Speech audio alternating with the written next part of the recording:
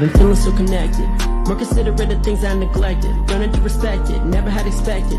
If a perfection in life's imperfections, time for reflection, I look to the past. Devalue life and how long did it last? Maybe it's because I was moving too fast, judging it through the compare and contrast. All I cared about was a life everlasting, but took life for granted with each second passing. Romantic, just looking for purpose and passion. I look to the sky and say, why did this happen? But now I imagine it happened for me, and purpose is in everything that you see. It hurts me when you say it's worthless to be, because being is all that makes life worth the read. I'm planting the seed in the ground, hope it grows. Is there a God, a devil? I don't know. If there's a heaven, then I hope I'm on the guest list, and if I go to hell, I'll be done with getting reckless. Faith is defined, but what hangs from your neck?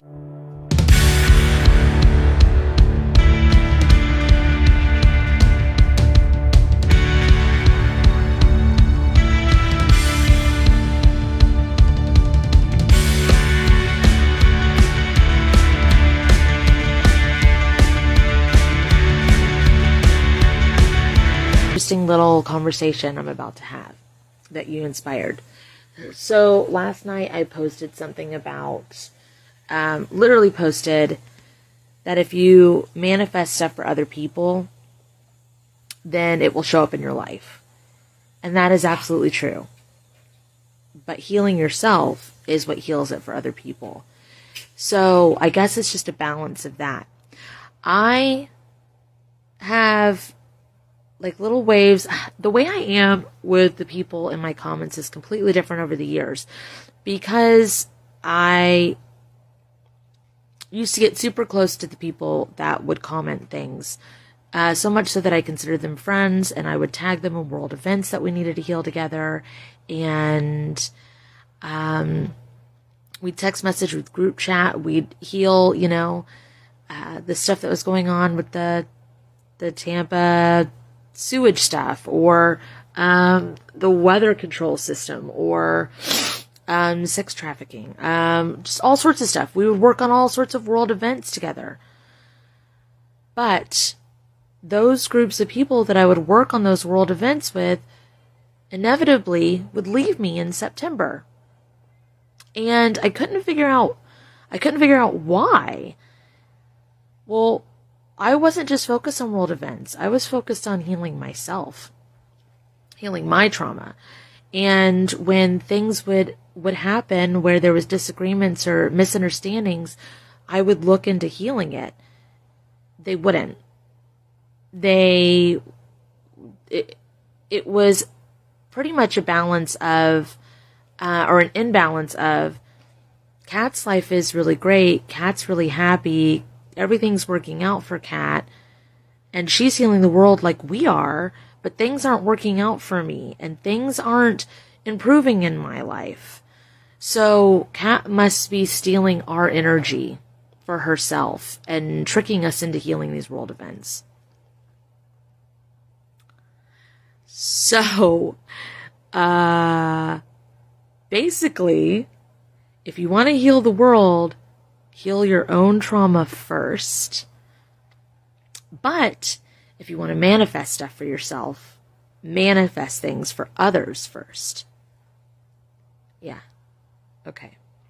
Bye. It's always been my most difficult, to be honest. Self-love and self-worth. I came from the Christian upbringing, and then I went more towards the love and light side of things.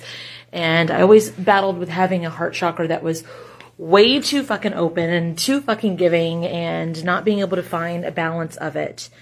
I will say one of the easiest things that I could have done for myself, that I did for myself, besides looking, of course I looked at inner child work, I did that work, and I did the past life work and stuff, but one of the best things I did for myself was to listen to self-love meditations at night while I slept, or self-worth meditations at night while I slept. Didn't even listen to them. I just put them on, let them play like osmosis. And it would bring up stuff to the surface the next day that I could look further into healing. I hope that helps. Okay. Bye. It's not. September it would fluctuate. Sometimes it'd be a little bit in August. Sometimes it'd be a little bit in October. I've actually charted this because that's what I do. I chart not just like when things happen to me, but with the collective. When I used to be in like the private Facebook groups, and there'd always be some collective shift around July, and a collective shift around November. So I think as things healed and progressed, September is where I would have my big fallout kind of situation, or confusion, or change of energies, or misunderstandings, or moments to heal. Kind of like how people will be like on witch talk, how there's witch talk drama that fluctuates. You can chart which months they're going to happen and prepare for it ahead of time, and then see what you need to heal. Do you need to be active in it? Do you need to take a step back? Do you need to be quiet during those times? So it's just about personal cycles and collective cycles and how they intertwine together. That kind of thing has been happening to me my whole life, and I learn something new and heal something new every time. So there's that, like 3rd grade, 4th grade, 5th grade. The first time it was major was I was working at Olive Garden, and I didn't work there anymore because of some life stuff that had happened, and I quit abruptly, but I was still in the group Facebook private room, and there was a stranger who I didn't know who was working there currently, and she was saying some stuff, so I private messaged her to kind of like navigate the system because I knew the people involved and I was trying to help. And she took screenshots of the other people's pages and told the corporate manager I had sent her screenshots of the other people's pages, when I was like, what the fuck are you talking about? Like, so I made the mistake of sticking my nose into business that wasn't fucking mine. And when none of those people believed me, all of the people I'd known and worked with for 8.5 years personally, every day, day to day, believed this stranger over me, I was depressed, down for 4 months, never wanted a friend ever again. It would happen again in the Twin Flame rooms, and it'd happen again in my private Twin Flame Facebook room. Oh, by the way, I need to make sure that I tell you guys that I don't believe in Twin Flames. They're bullshit, but this was back then. Okay, thanks, bye. So, when this collective purge, and the next time I tried to like, the next time it had happened, it was between me and somebody else, and I was trying to defend myself publicly and like make sure everybody knew, so everybody had ways to like chime in on this drama with a well-known person in that private little sector, which we've seen that happen on bigger scales recently on TikTok, right? You know, everybody's got to chime in with their opinion on what's going on and weigh in, and then wait for evidence to come up. So there's a bunch of that goes on. The next time that there was a big collective drama, I spoke up and said, hey, everybody, during this time, nothing you say will make any sense and people will dissect it. So everybody just stay quiet. I got dragged for that, for trying to help in that way. So I've learned over the years that when something hits me out of the blue and it's completely untrue, that I heal things through the timelines, I heal things in past lives, I look in the shadows and the corners, make sure there's nothing I'm missing, try to privately talk to people, and let my work and my character speak for itself publicly. People are going to see what they want to see, believe what they want to believe. I just keep healing and keep trucking. That's all I can do, you know? I'm going to read this, Rainy. I have a lot of family trauma I have been working on. The other day I dreamt of an alternate timeline where we were all happy and meeting up for ice cream and even chose to have kids. I felt like the universe was showing me the ripple effect, and it made me happy to see everyone at peace. It hurt like hell to see it and be a part of it and wake up, because that's what I wanted for this lifetime, but instead I get to heal a bunch of, and I can't see the last word. You saw a timeline that actually exists, a timeline where everybody healed and everybody worked on themselves and everybody's together and eating ice cream and happy. You saw it. It's real. It exists. So I want you to know that somewhere out there, underneath the same big, whatever. Okay, so somewhere out there that exists, those people are happy and thriving. So take solitude in that. Now, the next part. It is not your responsibility to bring everybody to that timeline. It is not your job to heal that for everybody. But you can heal yourself. And when you heal yourself and you align yourself with that timeline, you will be happy eating ice cream, having kids, if that's what you want. The people might look different. But if we're all part of the same 13 oversouls, they'll still be part of that same oversoul, the people that are your soul family. I know it hurts because it might not be them, but you don't have to walk away from them either. Hopefully, as you heal your trauma, they'll want to heal theirs and join you too, because you'll be so fucking happy that they'll be sorry that they missed out. Not in a vindictive way, just in a healed way. I know personally for me, I had an idea in my head of family, what I wanted, and with who and how. I got my family. It's bigger and better than I could ever fucking imagined, but it's not with the people that I imagined it to be. And it's fucking fantastic. And it's great. And I wouldn't change it for the world, because there are people that also heal themselves and want to go have ice cream with me and have a family together. Yeah. Okay. Bye. Your major portal. Say, Spirit, if it's in my highest good, please apply my house cleanse to my portals. And you should feel a lot clearer from your throat. I don't know if you've seen Encanto, but really the Bruno thing, like that whole song, we don't talk about Bruno, it wasn't his sight that was the issue.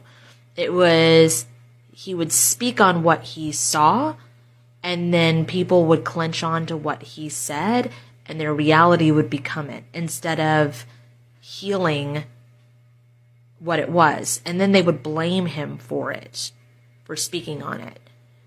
So Bruno's biggest gift was the ability to speak, and people energize what he spoke. Hence why the glass thing with Mirabelle, she was able to heal what he saw. We healed that, right? Kate,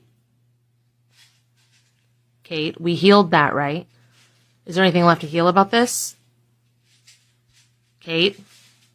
Is there anything left to heal about this? Spirit, take my human and trauma out of this. Please allow me to hear, see, and feel the truth. Is there anything left to heal about Kate needing to move in March? Kate, I'm getting yes. Can we heal this, please? So try this. It should help you make the right decision.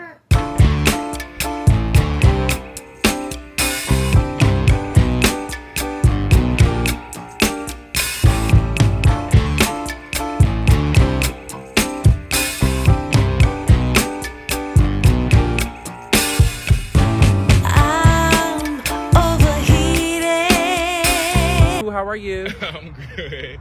What's funny? Nah, you said you successful. What, that mean you got business? Yes, I mind my business. You probably too much to handle. You got a minute? You got money? I mean, yeah, I got money. What you want? You got Cash App? Nah, not cash. PayPal? What you need right now? Venmo? I don't really got no digital payment. Zelle? Nah. Have a nice day.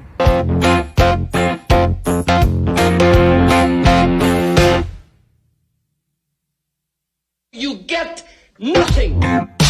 Good day, sir.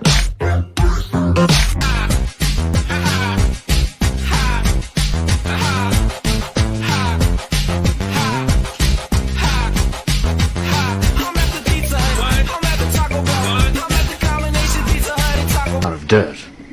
Yes. Is the jar of dirt going to help? If you don't want it, give it back. Huh. Then it had. Sitting here and I was talking to Tara because Tara's visiting. Hi.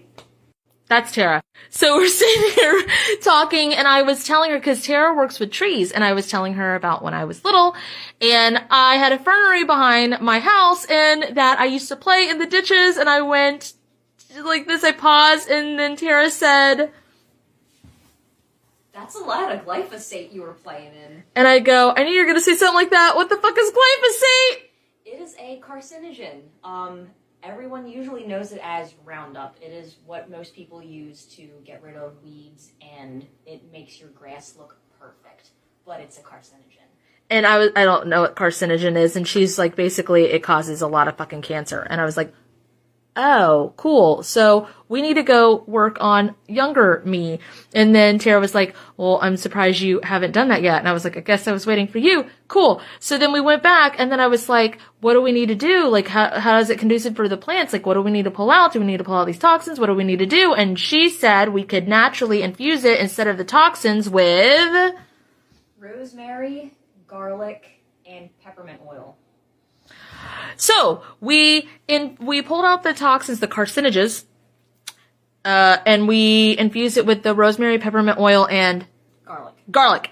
And then we did it through me as well. And then for anybody who has accepted it, the workers that worked in that plant, and then also the kids that I would take to play in the ditch with as well, and we felt a lot of movement. So then we asked if it was in the highest good and all souls consents to copy and paste it throughout space and time and the spaces in between. And then we asked to undo, well, we rippled it forward and all that shit for any soul that's consenting. And we felt a lot of fucking shit move. There was a lot of movement. And Tara was like, that's a lot of cancer. And then I was like, oh shit, for all the souls that consent. And then we asked to undo anything we shouldn't have done. And I felt movement going, like my head was going like this and I was looking up. And then Tara's, I was looking up top and then going down. At the same time. And I was like, we were like, oh, okay, what the fuck does that mean? And then it was like DNA strands. And also because you can't bring people back from the dead, and that was a lot of that, da-da-da-da-da. So we copied and pasted it to all DNA strands if they wanted it. And do we just document or do we give a healing? I guess we're gonna do a healing, because... a glyphosate healing, that would okay. definitely... So right on, like, as Tara's sitting right here, we're gonna put the healing.